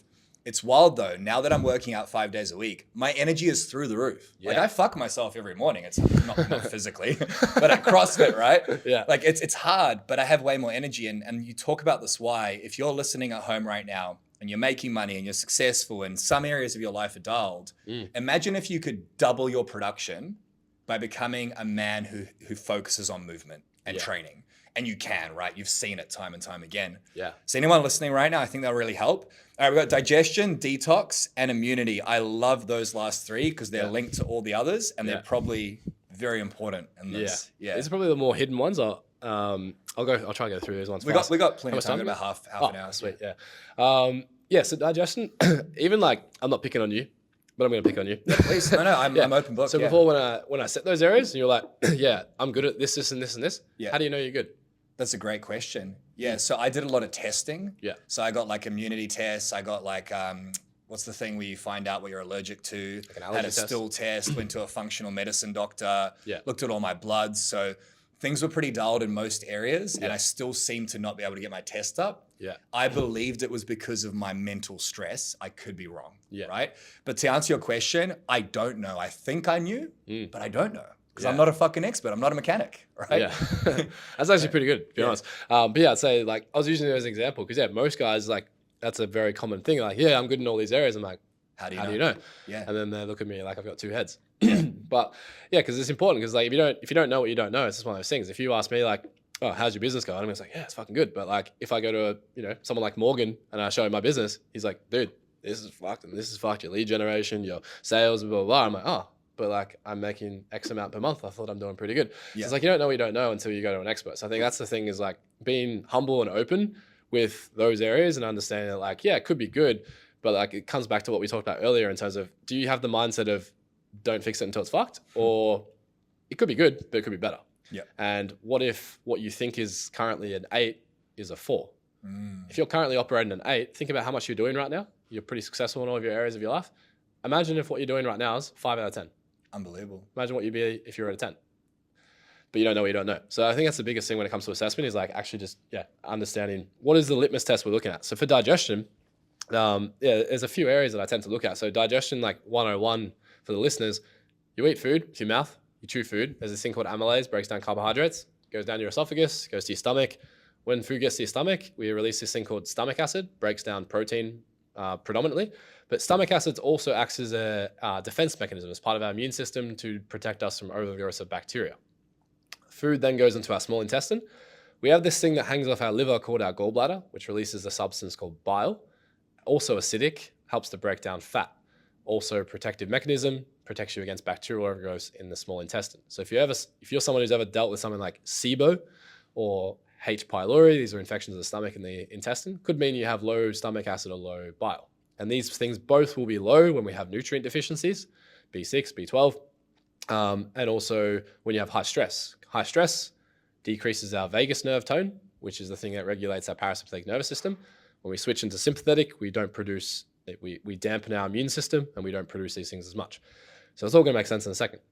And my point is, if you have high stress, low immune function, you're going to have low stomach acid and low bile in most cases. So you can't process the food you're putting in your mouth, even if it's healthy. Yeah. So now you're like, damn, I'm eating carnivore, I'm eating animal-based, I'm eating the best foods. Why is my cholesterol still low when I'm eating lots of fats from meat? Why is my protein still low when I'm eating lots of meats? Why is my gut no good? Why is my testosterone low? I'm eating the best diet. And this is where it's like questions and bloods come together. It's never just one thing. Because then I look at it and go, okay, well, if there is A, B, and C, which I just said, and then the final bit of digestion is once the food gets to the small intestine, assuming that you have no problems with all those things, which 99% of people do, now you've got to absorb the food through your small intestine. Now, the small intestine, imagine, is like a massive fishnet. Yeah. A fishnet, well, kind of looks like this. Imagine the fingers are the gut lining. Underneath my fingers, my palm is the bloodstream. And on the other side of my fingers this is where the food is. Now, you see there's like tiny small gaps between my fingers? Yeah. Very, very small? Yeah. And that's what your gut looks like. It allows for nutrients to get through, but it stops any big particles like viruses, bacteria coming through. So this gut barrier is really important for you to absorb nutrients, but also to keep out pathogens, chemicals, toxins that might be in your food or your environment. Now, over time, when you have chronic stress, stress increases our stress hormone cortisol. Cortisol is very catabolic. Cortisol loves protein, and in particular, it loves collagen. Fingers, or the small intestine barrier, is made of collagen. So now you start to break away at this small intestine barrier, and rather than your gut looking like this, it starts to look like this. It opens up. So anyone listening at home, his fingers are like together, like he's raising his hand. And then he's just spreading his fingers apart. So that means there's more space for the bad shit to get through, correct? Yeah. I thought this was visual, sorry. Oh, it is, but some people are listening. Cool. And then, so yeah, for now, that's why they use the term, you might have heard it, leaky gut. It's a very layman's term. The technical term for any medical professionals listening, I guess, is intestinal hyperpermeability. But for everyday people, leaky gut. And the reason I say leaky is because now you have these little gaps, and it can allow for toxins, chemicals, bacteria to leak in from the gut to your bloodstream. So it's a double whammy when you have a problem with your gut and you have leaky gut, because you're not going to absorb nutrients very well, and you're going to increase inflammation in the body because you're allowing these things to get into your bloodstream. You get stuck in this negative feedback loop because now more toxins get into your bloodstream, which means your immune system now has to work harder, increase in inflammation. That's going to increase stress. What does stress do? Increases cortisol. What does cortisol do? Damages the gut, which allows more toxins to get in, which then causes more stress. And we get stuck in this negative feedback loop where we start to degrade and destroy our gut microbiome. Our immune system gets tanked. Stress goes through the roof. And when stress is through the roof, there's a direct balancing act between cortisol, our stress hormone, and this thing called DHEAs, which is produced by our adrenal gland, which is a precursor to testosterone. Or if you're a female listening, DHEAs, a precursor to estrogen, progesterone. So either way, it's like cortisol goes up, we decrease our hormone production, and we see dysregulation in our hormones. And what percentage of people listening would have some sort of gut issue? 95, I'd say. 95% of people listening have a gut issue that's fucking up their body. Keep in mind, when I work, most people, this is my sample size. Of course. So like my sample size is most people come to me and there's some sort of issue. So there could be less, but I'd say if I looked at 1,000 blood tests last year, I'd say at least 90% of those people had some sort of dysfunction with their gut, some sort of dysfunction with their immune system. The most common pattern I would see would be low immune cells, liver toxicity, so too many toxins, liver overburden, low cholesterol, not high cholesterol, which is interesting. Well, not interesting, but like for people listening, it would be interesting because usually you're told cholesterol is bad for you. Low thyroid function, and high levels of inflammation. So let's say you're someone listening, and I agree with you. I think it's probably 80-90% of people across the Western world have some sort of issue here. What are the consequences for someone listening of not getting this tested and letting it continue? Like, what's the worst thing that could happen here? I don't like fear mongering, but I think some people need it. Yeah. Yeah, I think some people need it, but also it's probably a duty of care if you don't tell someone and they just keep doing something for the next 20 years. So I spoke about this at Dreamfest, where you have two main neurotransmitters that are produced in your small intestine, serotonin and dopamine. And they're very important. Yeah. Guess how much of each? I think it's 50% of the dopamine and 90% of the serotonin. Is that accurate? Bang on. Yeah. So around 95% of serotonin, 50% of dopamine. Can you tell us what they do for the listener? Yeah. So dopamine, motivation, drive, it's your reward hormone, but it also is responsible for motivation, for drive, helps with mental clarity, focus. So if you're lacking those things, also low dopamine is associated with ADHD. So how many people do you know in your circle who are like, everyone says it and it's a box they put themselves in. I've got this thing, therefore I can't. It's very frustrating. It's a new badge of honor of like being burnt out.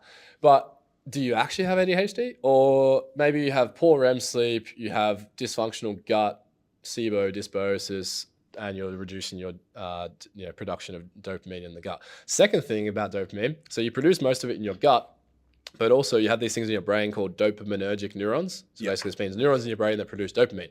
This is where it gets interesting with your question about long-term outcomes.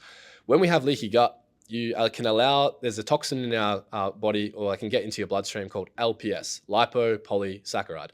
Now, this is an endotoxin. Endo means gets in the bloodstream and can travel around the body anywhere.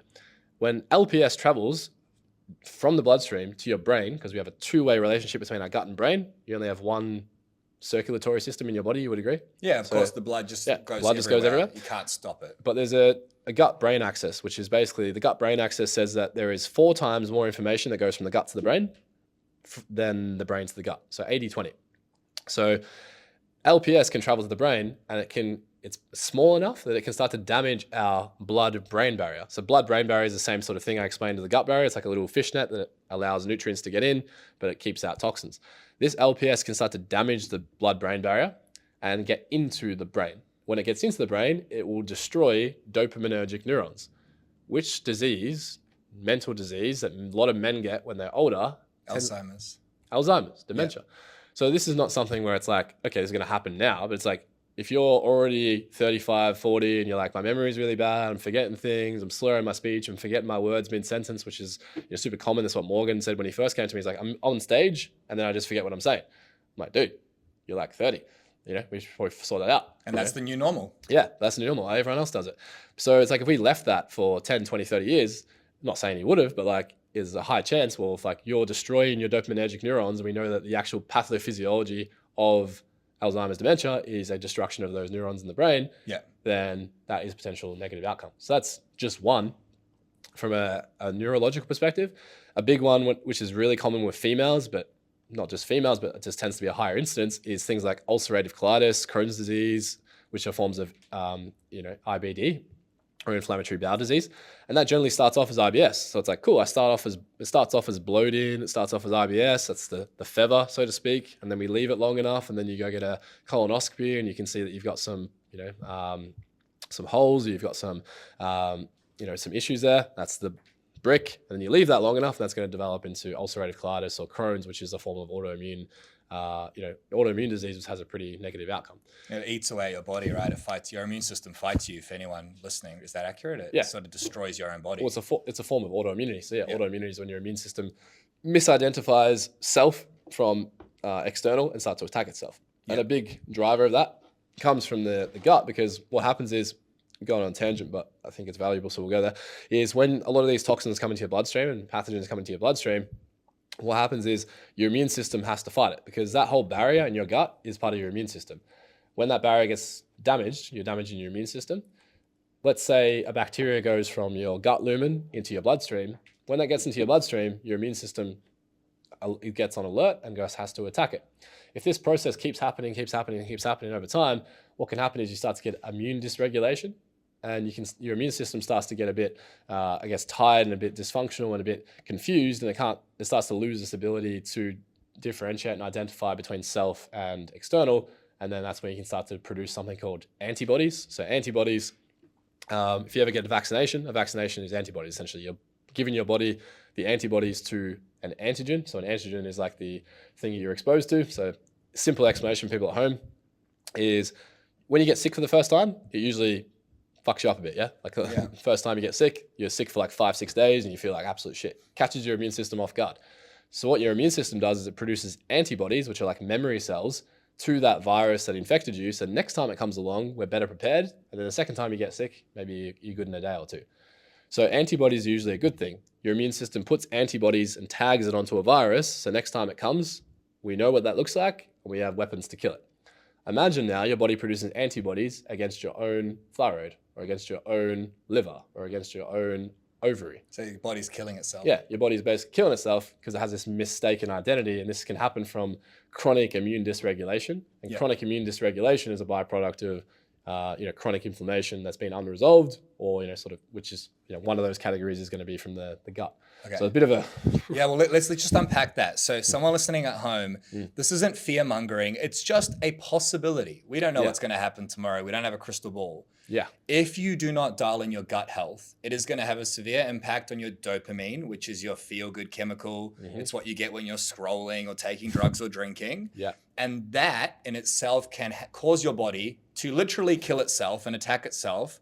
It can cause things like Alzheimer's. It can potentially destroy you. So this isn't a small thing to bat your eyelids at. This is a big thing to work on, right? It's not minor. A lot of my clients in the past have had depression, anxiety, chronically stressed, shit sleep, and they've been given medication. And it's like, just sleep better and fix your gut. And then try the medication. But no one teaches this. Well, even serotonin, that's the next one. So let's talk about that. Serotonin, 95%. Serotonin does three main things. Serotonin regulates your mood and your emotions.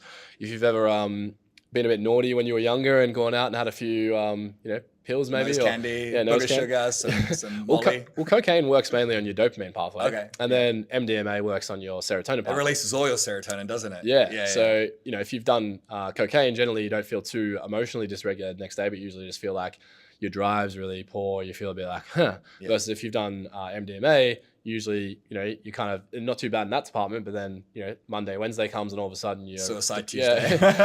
We used to call it in Melbourne, I don't know if this is I wasn't going to say it anyway. Me and my mates used to call it Westgate Wednesdays. Yeah. Yeah. Yeah, 100%. It's like a horrible you're thing. really depressed. Yeah. So we use that principle. We go, okay, well, we know serotonin, massive for emotional regulation.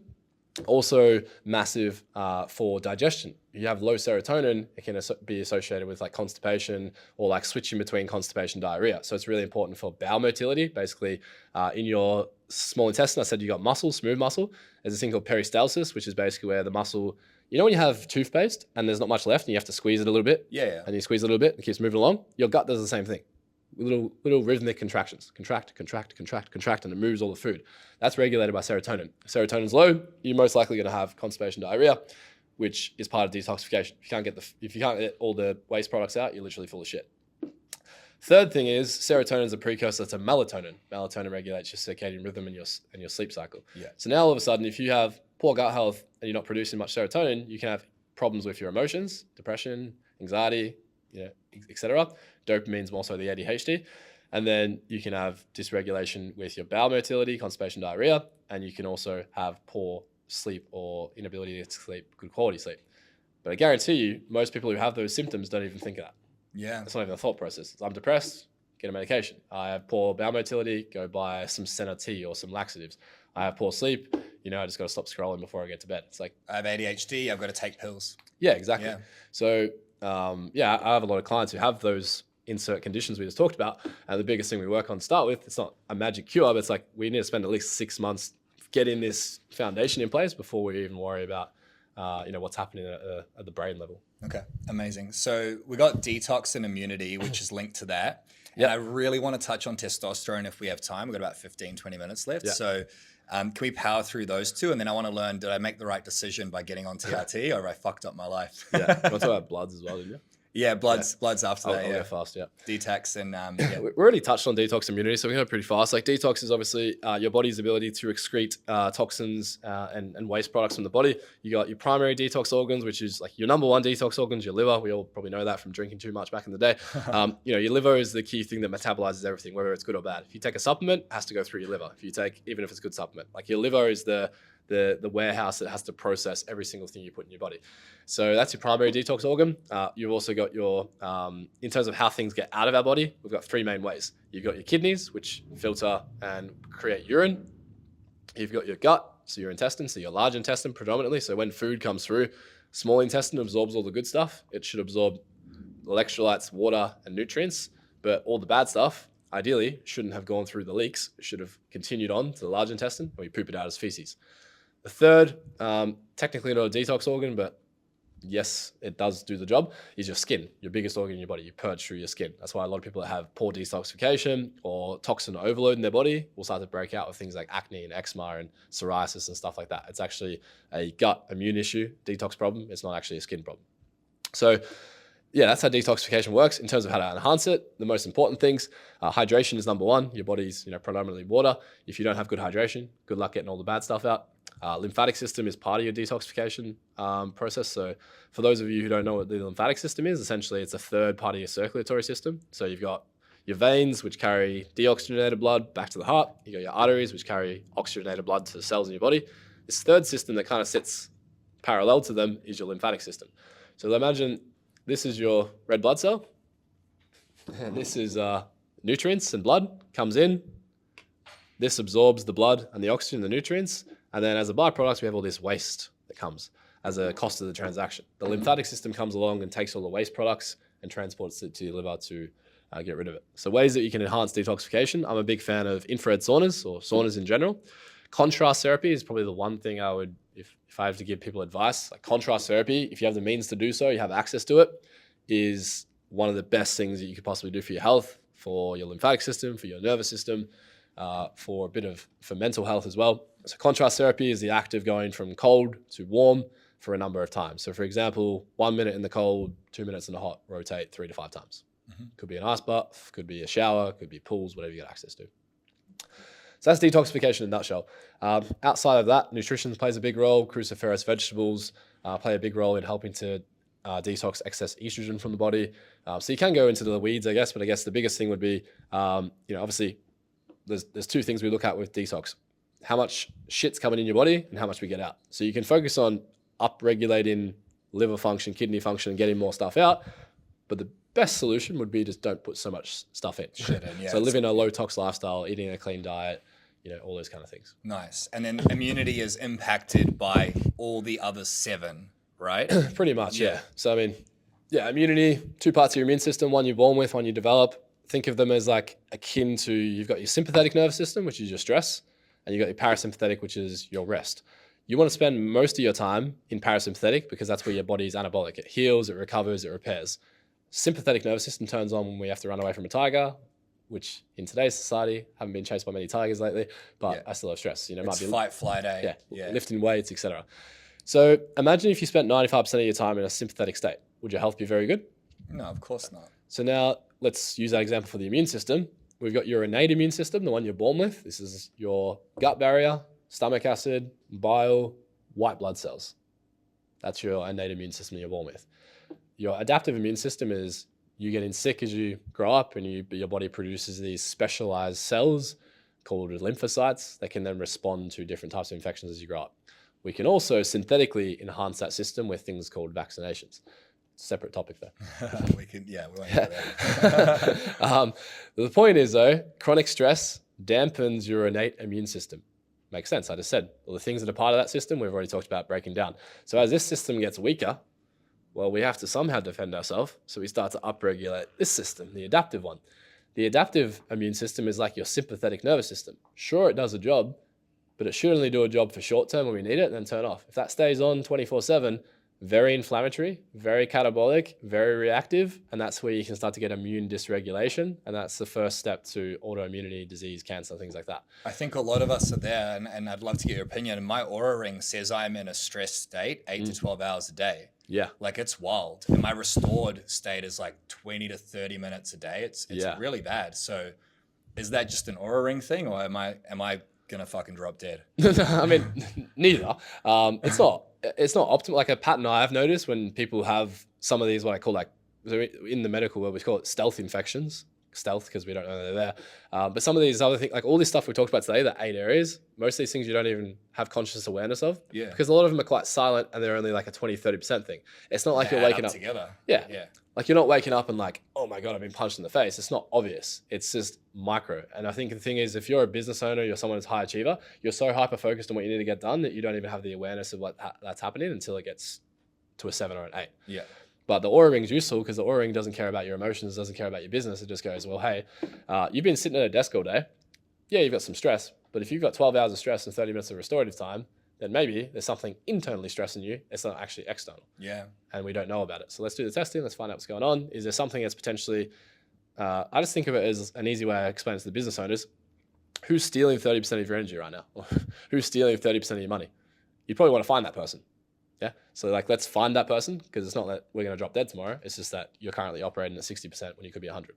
Which is wild, because I feel like I operate so powerfully, like better than I've ever done in my life. I don't know anyone who's as productive as me, and I'm not being a dickhead or tooting my own horn. Yeah. It's taken me 33 years to get here. And I'm like, if I'm operating at 50% of my capacity and I'm already operating this powerfully, like what's possible for me? Yeah. Again, possibility as opposed to running away from. Yeah. And a lot of people don't think that way, right? 100%. It's like, how do I survive today? Yeah, 100%. So what would you do in that situation? Like just lower your stress or focus on what's internal, you mean? Everything we talked about today, yeah. So I guess in terms of boosting your immune system, obviously there is some, first thing for a strong immune system is your diet, because your immune system producing all the things I've talked about, lymphocytes, immune cells, white cells, neurotransmitters, all that stuff is everything your body produces comes from what you consume. Like you can't produce something from thin air. So, you are what you eat. Kind of change it to you are what you digest, because if you don't necessarily digest it, but like you are what you digest. So what you put in your mouth and what you actually consume is the building blocks of your immune system, of your gut, of your neurotransmitters. So do you want your neurotransmitters to be built out of McDonald's, or do you want them to be built out of grass-fed steak? Simple option. So immune system function is going to be your nutrition first of all. There is some supplements we can look at using if we need to, but the main thing is managing stress internally and externally. And when I say managing stress, that's a combination of reducing the things that aren't serving you. So I call these unproductive stresses. Everything we talked about today, infections, environmental, chemicals, toxins, all that stuff is stress to the body, but it serves no purpose. It's unproductive. Productive stress, on the other hand, training, ice baths, saunas, meditation, breath work, still stressful to the body, but increases that capacity. So productive stresses increase the size of your bucket. Unproductive stresses decrease the size and fill it up. So it's a balancing act of, and I guess in terms of how that works when I work with people, step 1, get rid of all the stuff that's not serving you, and then we can add more. Versus delete before you add, eh? Yeah, I love that. Versus most people just go, what can I add? And it's like, bro, you're already at 80%. You don't need to do an ice bath. Big one that people do is ice bath every day. I'm like, bro, you don't need an ice bath because your body's already fucked. Let's just like reduce all this stuff and then we can start adding. Yeah, I love that principle. That's amazing. All right, so for the listener at home, you've covered sleep, stress, nutrition, hydration, movement, digestion, detox, immunity. You've talked about blood tests. That leads into a consultation, clinical evidence, right? So for somebody listening at home, step one, get a coach. Step two, use that coach who's an expert to help you delete as much as possible, and then set a game plan over the next 3, 6, 12 months to slowly start implementing. Yeah. I would love for you to describe to the listener what's possible. Like if you wake up and you describe a day in the life of an enhanced performance-based human, paint that picture for me. Like I'll give you an example. You wake up, you feel fucking on fire, you're full of energy. Yeah. You go to work, you crush it. Like I want you to paint the picture so somebody will be like, I want that. Because that's going to get them to pull the fucking trigger. Yeah. I think the first thing that would be awesome would be waking up without an alarm naturally, not waking up to a beep, beep, beep in your ear. Having, jumping out of bed, having plenty of energy. Like I think you want to be realistic too, because I can sell you the dream, but I don't know many people that jump out of bed and they're like, I want to fucking run a marathon. maybe Corey Bootwell, because he's just permanently like that. Yeah. But I think what is realistic is like waking up in the morning naturally without an alarm, having good levels of energy, not feeling like you take 15 minutes, 20 minutes to get going. You're full of energy, you got mental clarity, you've got drive. That's the most important thing too, is like if you have poor health, low testosterone, low dopamine, it's like you don't have that in the morning. You're kind of like a zombie for a bit. So waking up, having that energy, not needing to reach for the coffee or reach for the supplements, the nootropics, like being able to just get started on your day, go to the gym, crush your workout, not feel like there's any limitations when you're training, not feel like you're getting halfway through the workout and you don't have the energy to keep the performance at a high level, being able to recover from that session fast, not having to wait 2-3 days because you're sore and your joints hurt and your back hurts and you don't have any energy to do anything the rest of the day. So what you said, you can go to CrossFit first thing in the morning, crush your workout, get home, have a good meal, and then have 4, 5, 6 hours of dialed in productivity. Focus. It's probably the biggest one is like actually being able to sit down and focus for an extended period of time without task switching, without being all over the place, without feeling brain foggy. And can you get, like you said before, a quarter, like, your yearly work done in a quarter? Or can you get what you get done? For a lot of the guys I work with, like Morgan and stuff, it was like, cool, you can now get a whole day of work done in 2 hours, which means now you have more time for family, training, all these other things, because right before that, you were working for 8 hours, but you only had 2 hours of actual productivity. Yeah. So it's not about time, it's about productive time. So yes, waking up, no alarm, full of energy, do a workout to a high intensity, recover well, mental clarity, and also libido as well is a big one for a lot of dudes. Like actually at the end of the day, when you've done that hard CrossFit session, done 8 hours of work, you're still vibrant and full of vitality and, have the capacity to get it done if needed. It's so true though, because a lot of guys don't have that capacity. Like I'm successful, I'm providing for you, but it's like, I can't even get my dick up. Like that's a problem. Yeah. That is a massive problem. Or looking down and you can't see your little man anymore because the gut's in the way.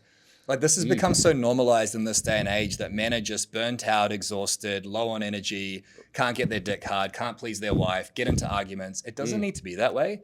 And what you've shared today is that health is the cornerstone of success in every area. Without your health, you're fucked. What's the point of any of it, right? 100%. So what final piece of advice would you give to the listener to prioritize their health or any piece of advice to really, make these changes moving forward? Do you want a quick fun fact on the dick? I would love to know more about dicks, bro. My wife won't like that clip getting cut out, It sounded terrible. So your parasympathetic nervous system controls erection. So parasympathetic just, again, is the one with rest and digest. So parasympathetic, rest and digest. Easy way to remember in this context, feed and breed. Yeah. Sympathetic nervous system, fight, flight, freeze, stress. So your parasympathetic nervous system controls arousal, controls you getting hard, erection, and your sympathetic nervous system controls ejaculation. So if you have nervous system dysregulation, let's say there's poor balance between parasympathetic, sympathetic, you're someone who's very stressed, you're very wide, you're go, that has a massive correlation to premature ejaculation and erectile dysfunction. Because to try and get hard, you have to be parasympathetic. If you're a stressed motherfucker, spending all your time sympathetic, how do you expect that thing to get up? Yeah. And then if you do get it up, and you can only last 30 seconds, 60 seconds, 2 minutes, 3 minutes, big reason for that is, again, you're so sympathetically driven that your sympathetic nervous system's already at 90% that you get an arouse happens really fast and you can't control it. So overall, improving your nervous system regulation, decreasing your stress would significantly improve your sexual performance. Something you can do straight away if you obviously don't want to wait 3 months for things to get better. Close your mouth, breathe through your nose only when you're having sex. Because when you're doing that, if you breathe through your nose, even just right now, it's like take a few deep breaths through your nose. You're keeping your heart rate steady. You're keeping yourself calm. I'm just kidding. Thought I saw the table lift up a bit. But yeah, like if we do, so a technique you can do called the physiological sigh that Huberman did is take a deep breath in through your nose. Now breathe in more through your nose. Now exhale through your mouth. Yeah, I do that often when I'm working out and my heart rate instantly lowers. Instantly lowers your heart rate and also it stops it from elevating. So it's like if you want to prevent ejaculation, you need to keep your heart rate low. So that's where also ice baths are useful. It's like, can you get into an ice bath where your heart rate wants to go to 120 and you can just keep breathing and keep it at 60? These are all good modalities, but I won't go on too many tangents. Moral of the story is, we want to manage stress overall. And then also during intercourse, we want to breathe through our nose, and that's ways we can improve our sexual function short term while we address the big issues. So you're telling me that if I implement everything you're saying right now and I learn how to breathe better, I can have better sex with my wife? Absolutely. Guys, do everything he just said. Worth every single minute. Should have started the podcast. Yeah, I should have started the podcast with that. All right, amazing. Anything you want to leave the listeners with before we finish up? Did you want to go into blood test? Yeah, we've got a bit of time. Yeah. Yeah, okay. Happy to go into that and then whatever you want to do to finish. Yeah. All right, cool. That's probably the biggest thing I'd say is like we've gone through all the phase 1 stuff, which is like awareness of what's going on and like 3 things you can do to improve it. But then even within those 8 different areas, a lot of it does come down to like what are your specific problems. So I think the segue into that is like, I'm a big fan of like blood testing at a bare minimum, stool testing, which is like a test for your microbiome, your gut health, is an optional. It's quite expensive, so I don't make it compulsory for everyone, but like if you have the means to do so, it's like the more accurate the assessment, the more accurate the interventions, the better the outcomes. So looking at those types of testing is going to be dramatically useful in terms of identifying for each of those 8 areas, what are the things that are currently leaching your energy and are currently holding you back, and then putting personalized plans in place that allow us to be smarter with the interventions that we choose. So the main 3 levers that we're going to pull: nutrition, number 1, supplementation, number 2, and then movement training, number 3. And then obviously number 4 would be, I guess, lifestyle, which is what are all the 1% things you can do that you're not currently doing. Mm-hmm. But the main 3 areas that people are winging and not doing very well is the nutrition, supplement, training. Supplements, if I ask most dudes what I'm working with, why are you taking that? Fuck knows. I saw it on Huberman's podcast or Joe Rogan's podcast. So you want to be making sure that you're using a targeted, what I call like a sniper approach, not a shotgun approach. Every supplement you take should be taken for a specific period of time, in a specific dosage. There should be a start date and an end date, and it should have a direct correlation to something on your blood test or something in your clinical history. Mm-hmm. Yep. So that's the first thing. Nutrition, we kind of touched on. Like there's obviously generic, start with the first 30 days eating a whole food diet. But then from there, it's like, all right, well, based off your bloods, we know that detox is a problem or immunity is a problem. What are some foods we can use? So we're using food as medicine, essentially. Like the biggest principle in functional medicine versus conventional is like, rather than me giving you a pill, it's like, how can I use natural supplements and also food as medicine? Because food can be medicine or food can be poison, depending on what choices you make. And you don't know if it's going to be poison for you until you know what your actual physiology is like. You could have the same food as me and you could feel amazing and I could feel terrible. Mm-hmm. So you could have the same supplement as me and I could feel terrible and you could feel great. So having the blood test is going to give us a high resolution insight into exactly where that person is, a snapshot of time, and can allow us to then develop the first 90 days of training, nutrition, supplements. Mm-hmm. Training we already touched on as well before, so I won't go too deep, but like training, obviously, right now, should you be avoiding HIIT and CrossFit and high rocks? Or right now, you're actually pretty good and we could do this. Like what type of training do you need? Do you need more aerobic training? Do you need more metabolic training? Do you need more, bodybuilder strength training? So we don't know any of those things. And that's where people say like, what's the best training split? What's the best nutrition plan? What's the best supplement? Depends. I need to know what's going on. I need to pop the hood and see what's happening. Yeah, and if you're a Honda Civic and you want to become a Lamborghini or a Porsche, then you've got to have the right mechanic to help you make that transition, right? It doesn't just happen by throwing shit at a wall and hoping it sticks. Yeah. And also, put in 98 in, not 91. Yeah. So, that's your fuel, your nutrition, your supplements. So 100%. So I think in terms of the process of what I usually recommend is like blood test is absolute bare minimum, number 1, to understand where you're at. Combine a blood test with a really thorough history and obviously an understanding of all the science and literature can allow you to create a solid 90-day plan. And I always think of the way I do my plans is the same way I do business. We have a 12-month goal and then we have quarterly, checkpoints. That first 90 days, we're working on the 8 areas. The second 90 days, we're then diving deeper and going into the gut and the microbiome. The third 90 days, by that stage, you're usually pretty good. I break it down into that first 6 month process is all about restoration. So like fixing the problems. The second 6 months is all about optimization. So then that second 6 months is where things like DNA testing, genetic testing, you can start to get really in the weeds and go, okay, well, what actually makes you tick? And a DNA test is like, imagine opening up a computer and seeing how all the programs work. Yeah, I'm not a computer person, but that's basically what you're doing with a human body. The DNA test is saying, this is exactly how you operate. This is the, what you don't like, this is what you do like, this is what you're gonna respond to. It's basically like the ultimate hack into knowing how your body works. But again, there's no point doing that when there's all this problem. The foundations and the basics come first. So it's foundations for 90 days, addressing the underlying causes, and then optimization enhancement. And that's where all the biohacking 1%ers come in. Most guys tend to want to do all the biohacking stuff, but it's like, brother, you're stepping over $100 bill to pick up a $1 coin. There's no point taking all the peptides and all these enhancers and cognitive, nootropics. There's no point taking all these things when your body's in chaos. So resolve the chaos, optimize the internal environment, i.e. your gut and your brain, and then let's supercharge it and go to the moon. And more importantly, that's 12 months. How long are you going to stay in business? How long are you going to be a dad? How long are you going to be a family? Can we do this in 12 months? But then can we maintain it for 10, 20, 30 years? Yeah, consistency and identity. And that's where retesting useful. So like I said, in the first 12 months, you want to test your bloods every 12 to 16 weeks because things change pretty fast. Once you get to the 2-year mark, doing your blood test every 6 months is sufficient. Because think of it this way. Imagine you're playing darts and I'm zoned in on the bullseye right now, but then the dartboard's moving.